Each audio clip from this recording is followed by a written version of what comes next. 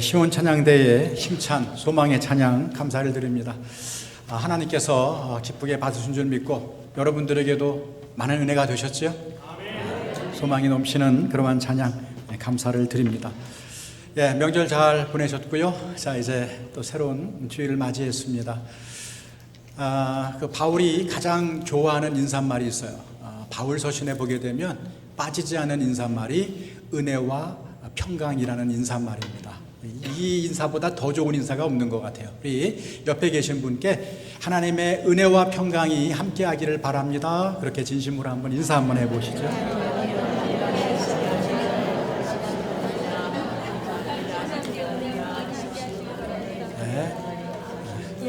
하나님의 은혜와 하나님의 평강이 여러분과 여러분 가정에 충만하시기를 주의 이름으로 축원합니다.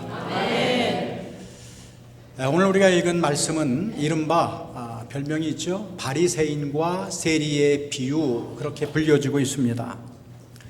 여러분들이 복음서를 보게 되면 예수님께서 자주 어떤 중요한 진리를 가르치시기 위해 비유라고 하는 방식을 사용하신 것을 볼 수가 있습니다. 여러분, 비유가 무엇이죠? 비유는 실제 사건은 아닙니다. 비유란 어떤 중요한 진리를 일상생활에서 흔히 볼 수 있는 일에 빗대어 설명하는 방식, 그게 바로 비유라고 할 수 있습니다. 다시 말해서 어떤 진리를 좀 더 분명하게 전달하기 위해 사용하는 실예 또는 예화를 비유라고 말할 수 있을 것입니다. 그러므로 예수님의 비유를 읽을 때에는 비유에는 그 대상이 있고 목적이 있다는 것을 확인해야 됩니다. 비유 자체가 목적이 아니라 그 비유를 통해 어떤 진리를 말하라는 것이 목적이기 때문에 그 비유를 듣는 대상과 또 그 비유를 말하는 목적이 있다는 것이죠. 그러므로 예수님의 비유를 읽을 때마다 먼저 주의해야 될 것은 이 비유가 누구를 향해 하는 것인가, 그리고 이 비유를 하신 의도가 무엇인가 라는 것을 물어야 됩니다. 자, 그렇다면 오늘 본문에 나오는 비유는 먼저 누구에게 행하는 것일까요? 누구에게 이 비유를 말씀하시는 것일까요? 9절 말씀을 한번 보겠습니다. 9절 말씀 제가 읽어드립니다. 또 자기를 의롭다고 믿고 다른 사람을 멸시하는 자들에게 이 비유로 말씀하시되. 자, 잘 보게 되면 비유의 대상이 누구라고 밝히고 있습니까? 자기를 의롭다고 믿고 다른 사람을 멸시하는 사람들에게 이 비유를 하신다는 것입니다. 어떤 뉘앙스가 들어있는가 하면 실제로는 의롭지 않은데 스스로 의롭다고 여기는 사람들, 다시 말해서 자신이 의롭다고 착각하는 사람들, 그러면서도 자기 의에 도취돼서 다른 사람을 경멸하고 멸시하는 사람들, 그 사람들에게 주님께서 오늘 이 비유를 전해주고 계신다는 것입니다. 바로 그들에게 주님은 하나님 앞에서 누가 참으로 의로운 사람인가, 하나님 앞에서는 누가 참된 의인인가 라는 것을 가르쳐 주시기 위해 오늘 이 비유를 말씀하고 계시는 것입니다. 자, 그런 의미에서, 그런 맥락에서 볼 때 오늘 비유는 이렇게 시작이 되고 있습니다. 10절 말씀 다 함께 읽어보겠습니다. 자, 10절 말씀, 자, 시작.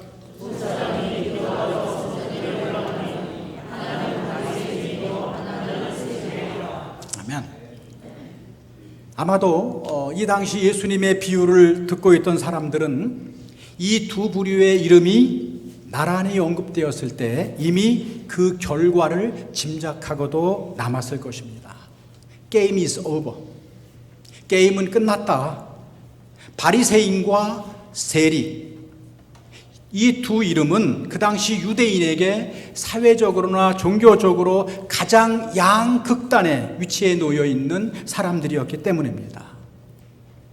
바리새인은 문자 그대로는 구별된 사람들이란 뜻입니다. 구별된 사람들. 이름 그대로 그들은 어떤 유대인들보다 구별되게 하나님을 더 잘 섬기려고 노력했던, 경건한 사람의 대명사가 바로 바리새인이었습니다. 평신도 지도자, 성직자들이 아니에요. 평신도 종교 지도자로서 율법을 철저하게 자기의 실생활에 적용하려고 노력했던 사람들이 바로 그들이었습니다. 그래서 그들은 실제로 꽤 경건한 삶을 살았습니다. 그리고 그들의 그 높은 경건 생활 때문에 많은 사람들에게 존경을 받은 것도 사실입니다. 그 반면에 세리는 어떤 사람입니까? 여러분도 알다시피 세리는 그 당시 로마인을 대신해서 동족에게 세금을 거두어 드리는 사람들이었습니다. 근데 일반적으로 기록에 의하면 정당한 세금보다는 더 많은 돈을 착취한 것으로 유명했습니다. 그래서 그들은 돈은 좀 모았을지 몰라도 사회적으로나 도덕적으로는 손가락질 당하고 천시받았던, 마치 매국노예 취급을 받았던 사람이 바로 세리였습니다. 실제로 창기와 함께 죄인의 대표적인 부류가 바로 세리였습니다. 그렇기 때문에 예수님께서 지금 바리새인과 세리의 이름을 나란히 언급했을 때 이미 사람들은 그 결과를 불보듯 훤하게 짐작할 수 있었을 것입니다. 그런데 이 비유에는 놀라운 반전이 있습니다. 결과는 그들의 기대와는 완전히 다르게 나타난다는 것이죠. 예수님이 어떻게 판단하시는지 14절 말씀을 한번 보겠습니다. 14절 말씀 다 함께 읽어보겠습니다. 자, 시작. 내가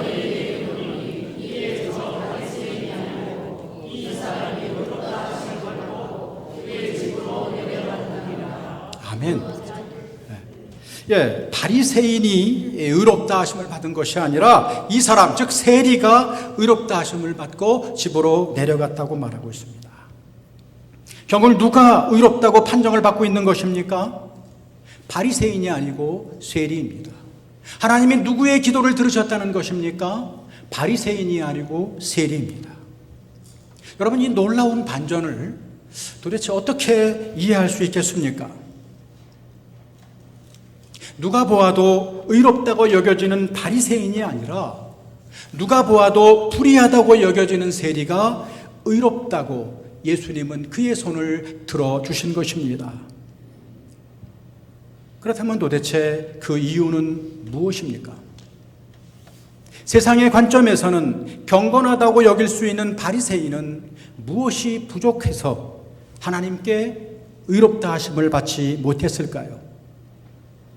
또 반대로 우리 주님은 누구나 다 불의하다고 생각하는 세리의 그 무엇을 보시고 그를 의롭다고 판정하셨을까요?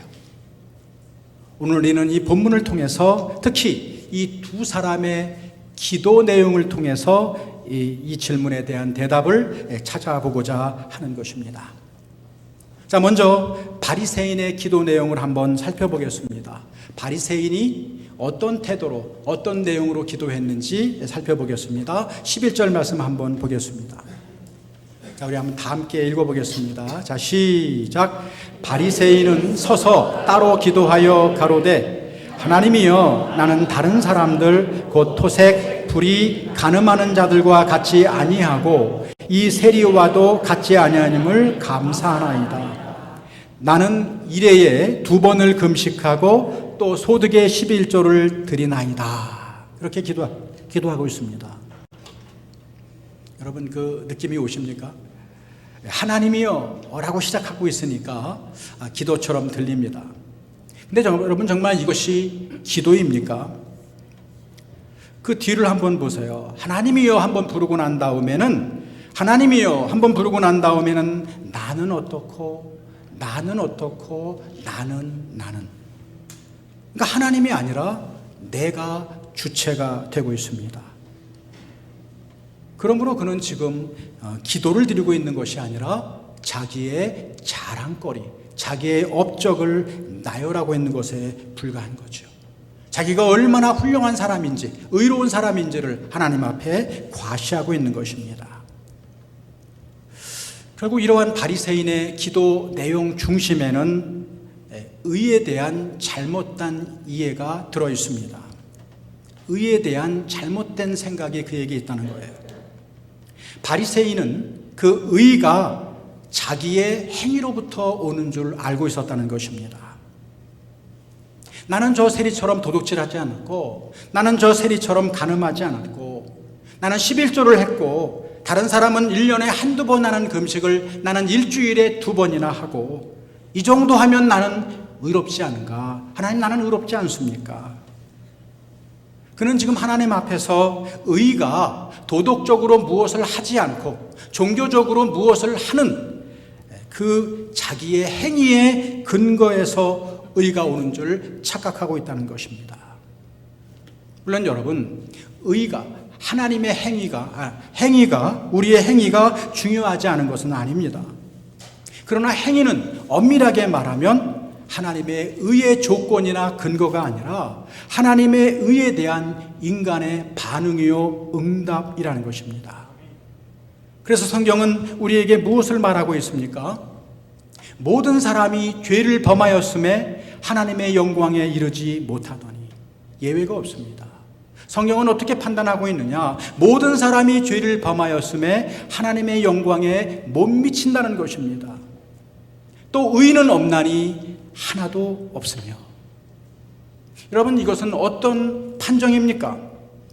이것은 하나님 앞에서 절대적인 의미에서의 의의 기준 앞에 섰을 때를 말하는 거예요. 하나님 앞에서 절대적인 의미에서의 의 앞에서는 의인은 없다는 거죠. 나는 적어도 저 세리보다는 얼마나 더 나은 사람인가? 나는 저 사람보다는 좀 더 나아. 다른 사람보다는 더 선해. 그렇게 말할 수는 있어요. 그것이 바로 상대적인 의라는 것입니다. 그러나 바리새인이 하나님 앞에서도 의로울까요? 과연 어느 누가 거룩하신 하나님이 기대하시는 것만큼 의로울 수 있겠습니까?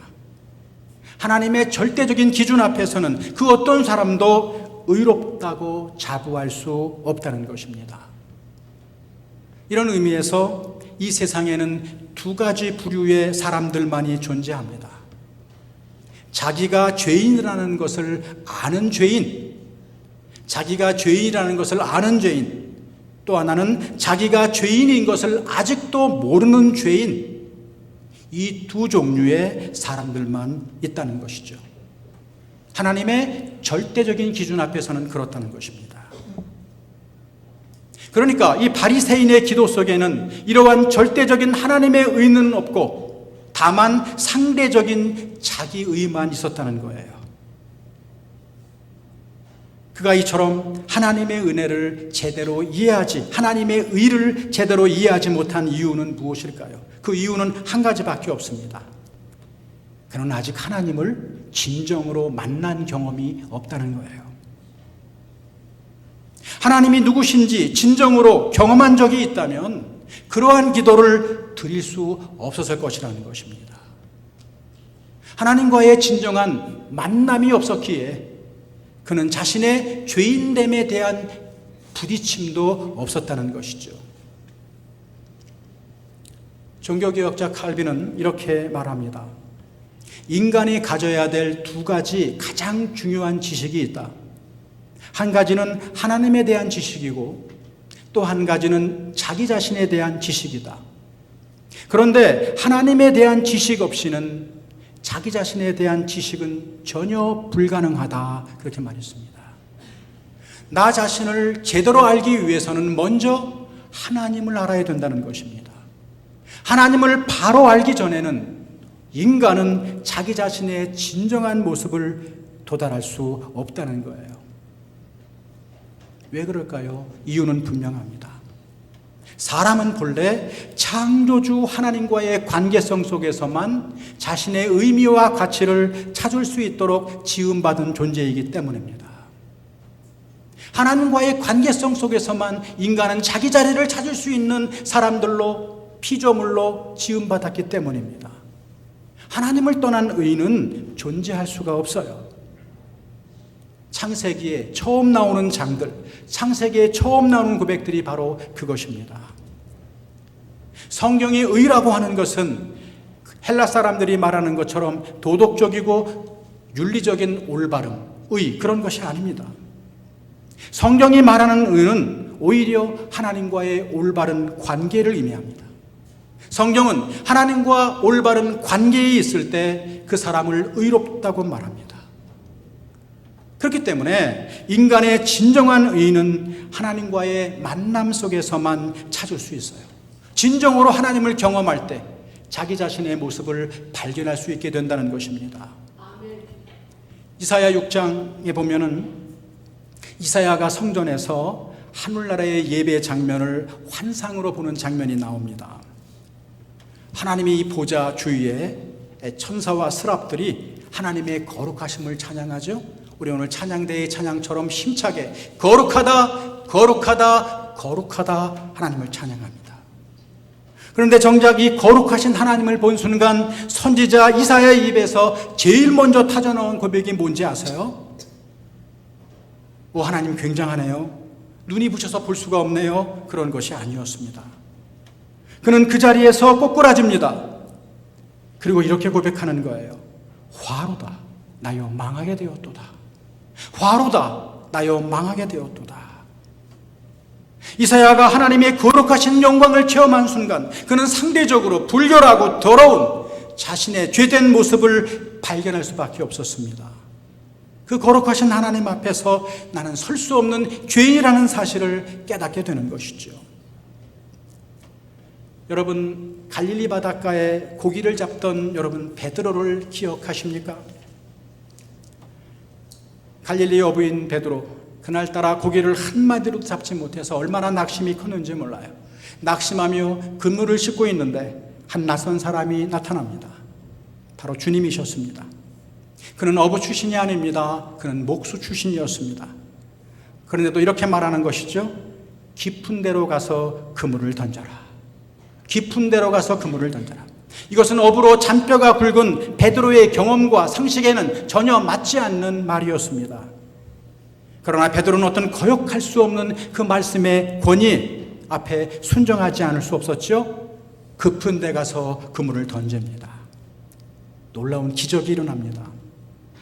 그물이 찢어질 정도로 많은 고기가 잡히죠.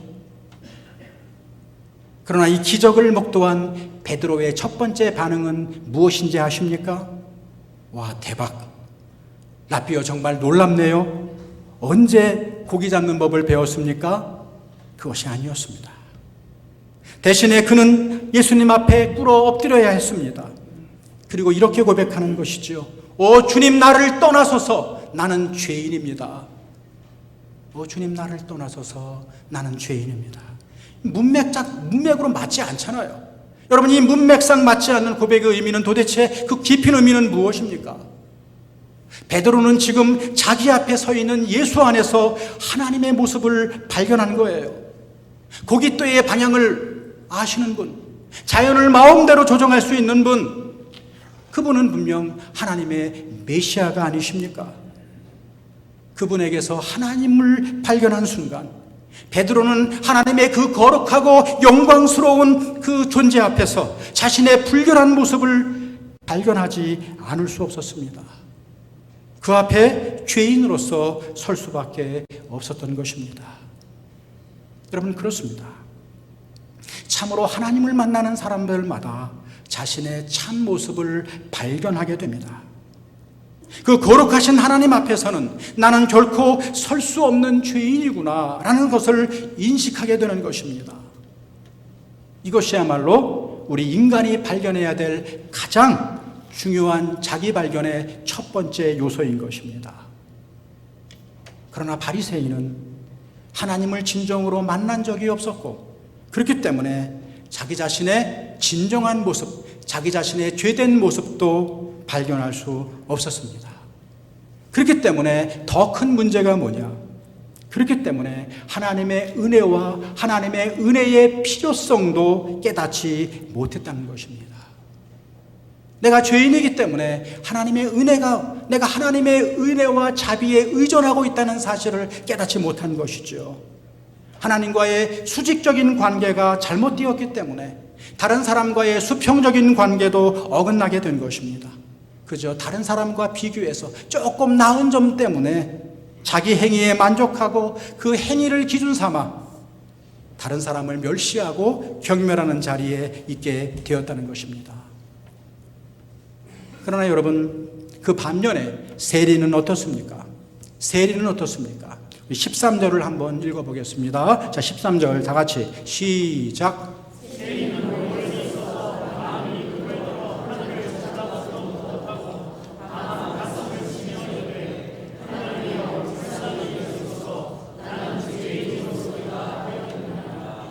아멘. 그러면 이러한 상황이, 이 세리의 모습이 상상이 되십니까? 이 세리는 다른 사람들의 판정 때문에 자기가 죄인인 것을 아마 잘 깨달았을지도 모르겠어요. 근데 이 세리는 자신을 바리새인처럼 다른 사람과 비교하지 않았습니다. 그는 오직 하나님 앞에서 자신을 바라보기 시작하는 거예요. 그러자 이 세리는 그 거룩하신 하나님 앞에서 어디 하나 성한 데가 없는 자신의 죄된 모습을 그대로 발견하게 됩니다. 감히 하늘을 쳐다보지도 못해요.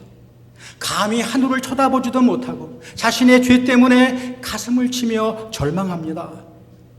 하나님 앞에서 자신의 죄에 대한 처절한 아픔을 갖게 된 것이죠. 그러나 여러분, 그는 결코 여기서 멈추지 않습니다. 그는 비록 자신의 죄 때문에 아파하고 낙심했지만 또 한 가지를 결코 잊지 않았어요. 그것은 의로우신 하나님이 또한 은혜의 하나님, 사랑의 하나님이라는 사실을 그는 알고 있었던 것입니다. 그래서 그는 이제 자기가 죄인임이 처절하게 아파지기 때문에 이제 하나님께 기대기 시작합니다.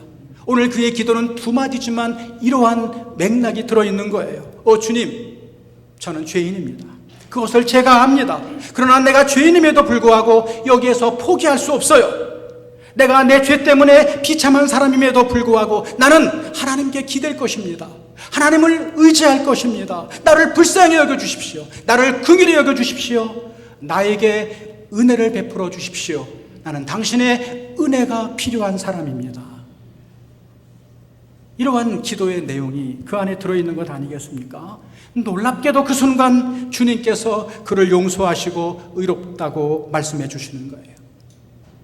전혀 의로운 사람이 아니지만 그럼에도 불구하고 의롭다고 인정해 주시고 선언해 주시는 것, 여러분, 이게 복음입니다. 이게 복음이에요. 전혀 하나님의 긍휼과 사랑을 받을 자격이 없는 나를 거저 받아 주시는 은혜, 자기 자신의 죄된 모습을 발견하고 하나님밖에는 의지할 분이 없습니다 하며 하나님께 돌아오는 자를 그 모습 그대로 받으시는 하나님의 사랑, 이것이 기독교의 복음의 시작인 것입니다. 여러분, 누가 진정으로 예수님을 간절히 필요로 하겠습니까? 누가 십자가의 은혜를 간절히 사모하겠습니까? 자신이 죄인이라는 사실이 아파지는 사람입니다. 용서의 필요성을 깨달아야 용서하시는 구세주가 필요한 것입니다. 건강한 사람에게는 의사가 필요 없어요. 아픈 사람에게만 의사가 필요한 것입니다. 내가 병들었다는 사실을 알아야, 그것을 인정해야 우리는 의사 앞에 겸손히 자신의 상처를 보이며 치료를 맡길 수 있는 것입니다.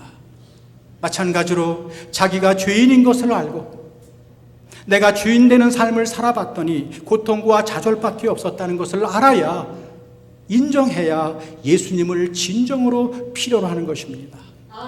그런 사람이 예수님을 내 구주로, 내 삶의 주인으로 진정으로 의지할 수 있게 되는 것입니다.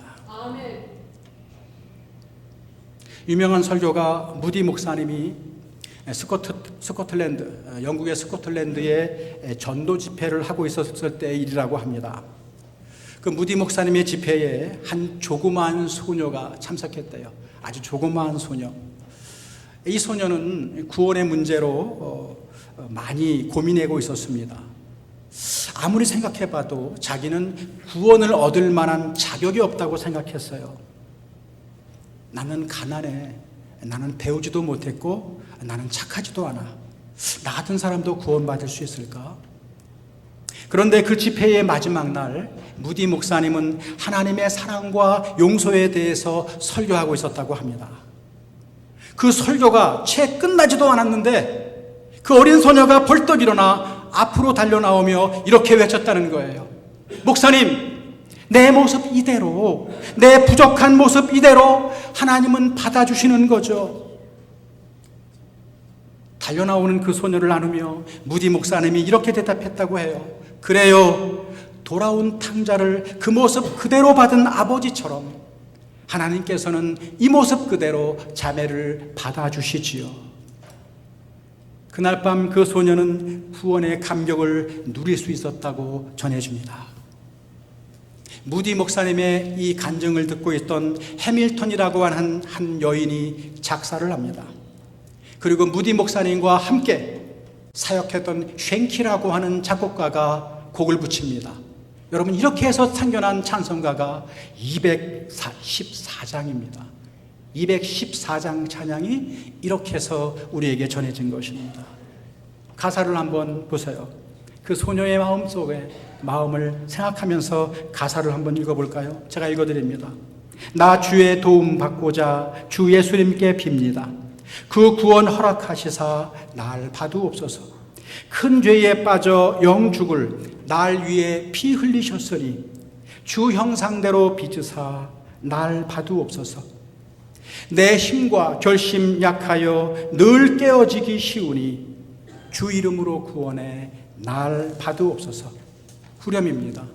내 모습 그대로 주 봐두옵소서. 날 위에 돌아가신 주 날 봐두옵소서. 여러분은 이 하나님을 발견하셨나요? 발견하셨겠죠. 그러니까 지금 이 자리에 와 있습니다. 내가 하나님의 진노를 피할 수 없는 죄인임에도 불구하고 내 모습 이대로 나를 받아주시고 의롭게 하시는 하나님의 은혜와 사랑이 여러분에게, 저에게 있지 않았습니까? 그러나 지금도 그 구원의 감격, 구원의 은혜가 여러분에게 전달되고 있습니까? 구원의 감격이 여러분 마음속에 살아있습니까? 진정으로 이러한 하나님의 은혜와 사랑을 체험한 사람이라면 어떻게 하나님 앞에서 자신을 높이고 자신의 의의를 드러내고 교만할 수가 있겠느냐, 그 말입니다.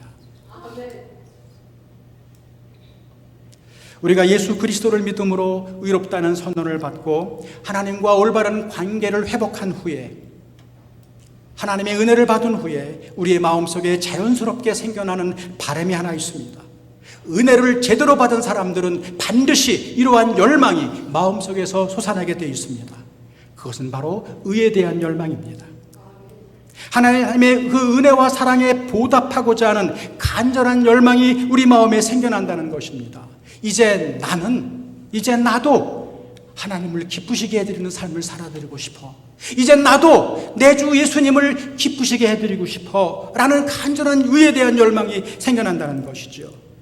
그래서 우리는 그 하나님의 은혜와 사랑에 응답하는 마음으로 이렇게 기쁨으로 예배도 드리고 하나님께 받은 용서로서 서로를 용서하고 하나님의 사랑받은 자로서 힘들지만 서로 사랑하고 서로 섬기고 봉사하고 헌신하는 자리에 있게 되는 것입니다. 그러나 이 모든 것은 하나님의 은혜에 대한 당연한 응답이지 결코 내 업적, 내 자랑, 내 의가 될 수 없다는 것입니다. 바울의 고백처럼 그저 모든 것이 은혜라는 고백이 나올 수밖에 없는 것이죠. 내가 원래 어떤 사람이었고 내가 원래 어떤 사람이었고 하나님이 그런 나를 어떻게 사랑하시는지를 제대로 경험한 사람이 어떻게 하나님 앞에서 자기 의를, 자기 업적을 드러낼 수 있겠습니까? 그래서 오늘 말씀의 결론은 14절에 있습니다. 우리 오늘 말씀 14절을 다 함께 읽어보겠습니다. 자, 시작.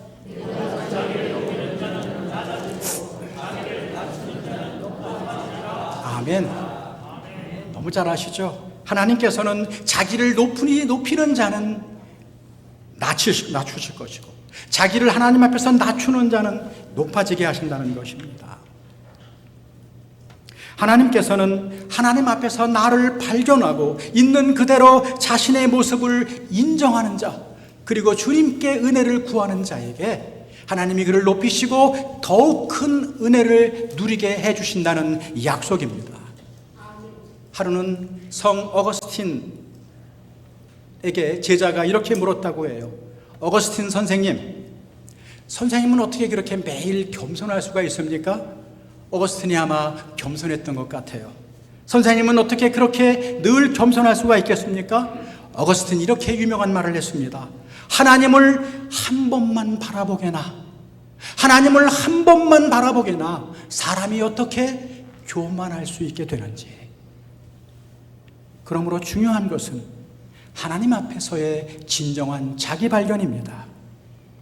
우리가 하나님 앞에서 나를 발견하지 않으면 반드시 자기 발견의 기준을 다른 것에서 찾게 됩니다. 하나님 앞에서 나를 찾지 않으면 외적인 것에서 나의 가치를 찾게 된다는 거예요. 다른 사람과의 비교 속에서, 다른 사람의 생활 수준과의 비교해서 자신의 가치를 헛되게 찾으려고 애쓰게 된다는 것이죠. 그러한 삶은 공허한 우월감과 더 나쁜 것은 비참한 열등의식 속에 사로잡히게 되어 있습니다. 그런 삶은 참된 행복도, 참된 평안과도 거리가 먼 삶을 염려에, 피곤에, 악순환에 살아갈 수밖에 없다는 것이죠. 그러므로 우리 그리스도인은 하나님 앞에서 나를 발견하는 그 모험을 포기해서는 안 됩니다. 예수 그리스도의 십자가 앞에 날마다 나아가서 그 십자가 앞에 나를 비추어 보는 훈련이 필요하다는 것입니다. 그럴 때만이 교만함이 없이 하나님과의 올바른 관계를 유지하고 하나님의 더욱 큰 은혜를 누리며 살아갈 수 있게 된다는 것입니다. 우리가 다 같이 히브리서 4장 15절 16절을 함께 읽어보므로 이 말씀을 마무리하려고 합니다. 히브리서 4장 15절 16절 우리 다 함께 읽어보겠습니다. 자, 시작.